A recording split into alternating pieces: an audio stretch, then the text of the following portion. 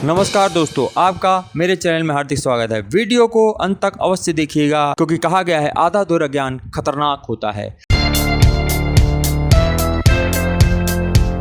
अगर आप वास्तव में ज्ञान का अर्जन चाहते हैं, कुछ अपनी ज्ञान का वर्धन करना चाहते हैं, कुछ अपने जीवन में करना चाहते हैं या अपने आप को सुधारना चाहते हैं, जिंदगी में तरक्की करना चाहते हैं, सफलता पाना चाहते हैं, यह वीडियो मैं सिर्फ उन लोगों के लिए बना रहा हूं जो जीवन में कुछ करना चाहते हैं, जिन्हें अपने जीवन में कुछ करना है, उनके लिए ही ये वीडियो मैंने बनाया है। धन्यवाद। अगर यदि आप पहली बार मेरे इस चैनल पर आए हैं तो कृपया सब्सक्राइब करके जरूर जाइएगा। अगर सब्सक्राइब नहीं करें तो लाइक, कमेंट या डिसलाइक कर दीजिएगा। अगर आपको पसंद नहीं आए उसकी पूरी खुली छूट है। मेरे इस चैनल में किसी के लिए कोई भी फाउंडेशन नहीं है। मेरा चैनल चारों तरफ से, हर तरफ से फ्री है। आप इस चैनल पे कुछ भी लिख दीजिए, अच्छी बातें लिख दीजिए, सबका स्वागत है। अच्छे बुरे हर किसी का मेरे चैनल पे स्वागत है, तहे दिल से स्वागत है। आप कुछ भी कमेंट करें, आपके लिए कोई भी प्रॉब्लम नहीं है मुझको, क्योंकि मैं यहाँ पे ज्ञान बांटने की कोशिश करने के लिए चैनल बनाया है, अपने ज्ञान को खत्म करने के लिए नहीं बनाया है। अगर एक व्यक्ति भी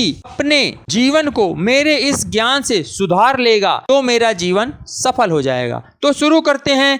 धन को किस तरीके से बचाया जा सकता है और धन कमाना जितना आसान है उससे कहीं ज्यादा धन को बचाना बहुत मुश्किल काम होता है। इसलिए आपको सर्वप्रथम मालूम ही होगा कि धन आपने कमा तो लिया, उस कमाए हुए धन को बचाना कितना है, जिससे कि हमारे आने वाले भविष्य में कोई परेशानी कठिनाई हो तो हम उससे उबर सके। क्योंकि जीवन में आप 99% ऐसी प्रॉब्लम्स होती हैं जो कि धन के द्वारा ही पूरी होती हैं। यदि आपके पास धन नहीं है तो फिर आप कुछ नहीं हैं, क्योंकि आपकी कीमत धन से ही मापी जाती है। यह आज के जमाने से नहीं, पुराने जमाने से ये चला आ रहा है। ये हर जमाने में यही होता है। आपसे सर्वप्रथम हर कोई यही पूछेगा आप क्या करते हैं। आपका क्या करने का मतलब यही होता है कि यदि आप मैनेजर हैं, बड़ी पोस्ट पे हैं, बड़े आप व्यापारी हैं, तभी आपको उसी ही निगाह से देखा जाएगा। यदि आप चाहें तो लोगों को मजे लेने के लिए मैं जिस पोस्ट में हूँ उस पोस्ट के बारे में अगर आपने बता दिया तो फिर वो आपको उसी के अनुसार ही काम सौंप देंगे और आपको उसी हिसाब से आपकी इज्जत करेंगे। आपने अगर कह दिया कि मैं फार्मा कंपनी में मैनेजर हूँ तो याद रखिएगा एक ना एक दिन कोई व्यक्ति आएगा आपसे दवाइयों के बारे में पूछ करके डिस्काउंट मांगेगा।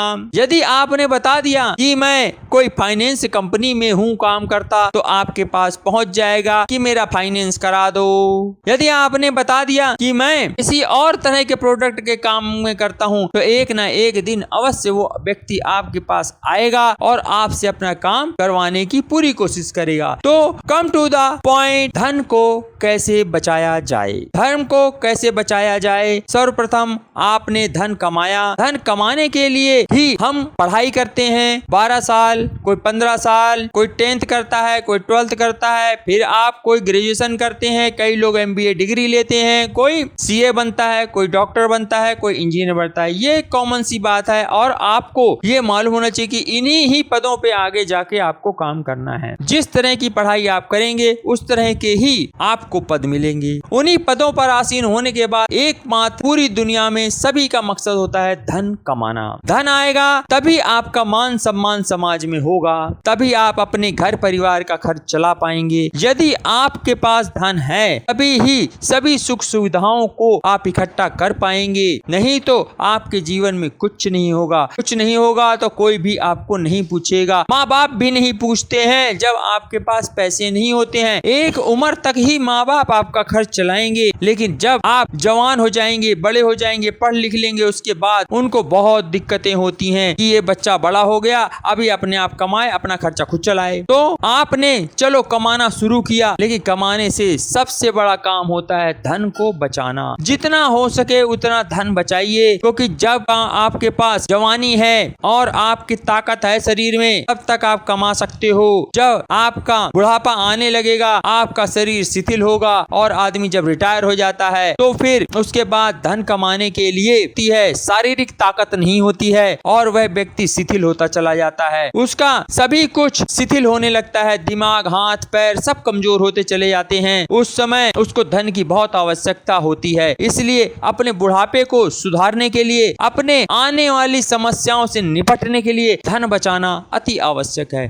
यदि धन बचाना है तो आपको किस तरह से बचाना है वह भी मैं आपको बताऊंगा। यदि आपने धन कमा तो लिया, कमाने के बाद अब आपको उस धन को संजो कर रखना है, संभालना है, अपने कम से कम खर्च में घर चलाना है और जो धन बचे उसमें से कोशिश करनी है कम से कम 10% आपको धन बचाना ही चाहिए। और उसे आप हर महीने अगर बचाएंगे, आप देखेंगे कि साल में अपनी जो सैलरी मिलती है या इनकम होती है आपकी, या बिजनेस से जो इनकम आ रही है, मान लीजिए आप 10,000 रुपए महीना कमाते हैं, अगर आपने 10% बचाया तो 1,000 होता है। 1,000 अगर आप 12 महीने तक बचाएंगे तो 12,000 होते हैं, तो हो गए टोटल 120%। यानी आपने एक एक्स्ट्रा सैलरी अपने लिए बचा ली। यानी वो एक महीना आप अगर काम नहीं करते हैं तो भी आपके पास धन है, तो आपके अंदर एक हिम्मत रहेगी कि अगर कुछ हो गया तो एक साल के बाद मुझे 13वें महीना जो होगा उसमें मुझको अगर नौकरी नहीं भी गया तो भी मेरे पास पैसे हैं कि घर का खर्चा चल जाएगा। इसलिए थोड़ा आपको बेफिक्री होगी। इस एग्जाम्पल को लेकर के आप अगर जीवन में चलेंगे तो आप सुखी रहेंगे। अगर इसी तरह करते करते मान लीजिए आपके पास 5 साल हो गए तो आपके पास 600% की सेविंग होगी। यह आपकी बात अब समझ में आ गई होगी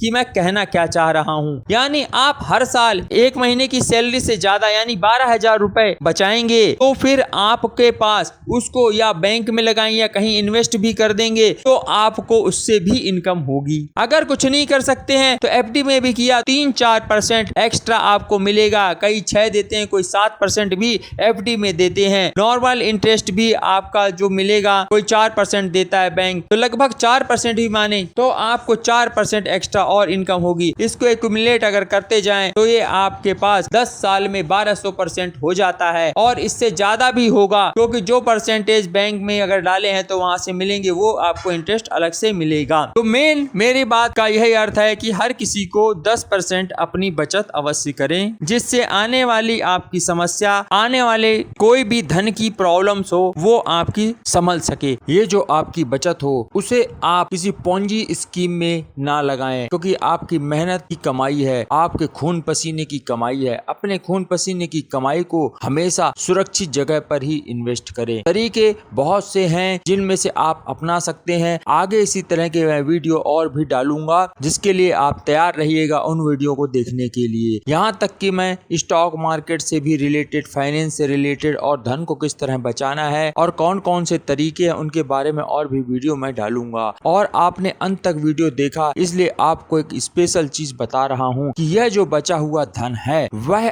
आप सुरक्षित जगह पर ही इन्वेस्ट करें। यह मेरी एक आपको सलाह है। जिस पर विश्वास हो उस पर नहीं, जो वास्तव में विश्वसनीय संस्थाएं हैं उन पर ही, जैसे बैंक है, उसमें अपने पैसे को आप 3 तरीके से वहां पर इन्वेस्ट करके पैसा कमा सकते हैं। पहला, आप अगर सेविंग अकाउंट में डालते हैं तो आप जानते हैं वहां सबसे कम परसेंटेज पर ब्याज मिलता है, और उससे थोड़ा ज्यादा अगर आप ब्याज कमाना चाहें तो वो रिकरिंग डिपॉजिट होता है। तीसरा होता है फिक्स्ड डिपॉजिट, जिसमें आप उससे थोड़ा ज्यादा धन कमा सकते हैं। परंतु आजकल सभी बैंकों में परसेंटेज कम है, ये मत देखिएगा, लेकिन अपने पैसे को हमेशा सुरक्षित जगह पर ही इन्वेस्ट करिएगा। ये मेरी आपसे गुजारिश है, प्रार्थना है, क्योंकि धन कमाना जितना आसान होता है उससे ज्यादा धन बचाना बहुत कठिन होता है। यह मेरा एक गुरु मंत्र है जो आप यहाँ से लेके अवश्य जाएं, क्योंकि यह वीडियो आपने अंत तक देखा है तो मेरा भी फर्ज बनता है कुछ आपको अपनी तरफ से एक ऐसा मंत्र दूं जिससे कि आपके जीवन में आपका धन सुरक्षित रहे।